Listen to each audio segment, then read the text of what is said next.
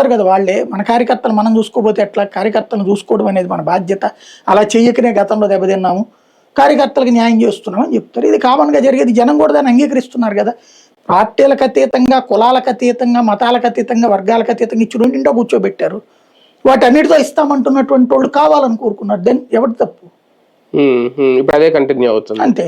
కానీ పాలనా పరంగా చూసుకుంటే సంక్షేమం విషయంలో కూటమి ప్రభుత్వం ఫెయిల్ అయినట్ట లేదు. ఎందుకంటే 2014 టైంలో కూడా ఇదే ఆరోపణలు, ఒక రేషన్ కార్డు కూడా ఇవ్వలేదు, రేషన్ కార్డుల విషయంలో వెనకది.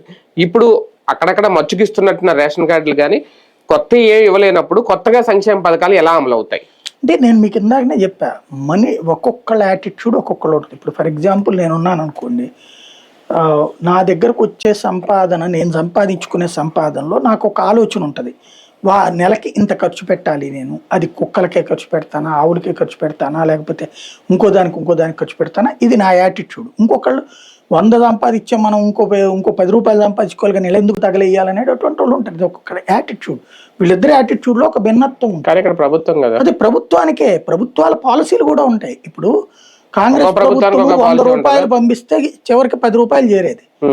మోడీ ప్రభుత్వం 100 రూపాయలు 100 చేరుతోంది. అది ద వే థింకింగ్ అనమాట. అంటే పార్టీల పాలసీలు ఉంటే ఓకే, ప్రభుత్వాలకు కూడా మారినప్పుడు పాలసీలు మారిపోతాయి. అంతే, పార్టీ పాలసీనే ప్రభుత్వం పాలసీ అవుతుంది. జగన్మోహన్ రెడ్డి అన్ని ఇవ్వాలన్నది తన పాలసీ.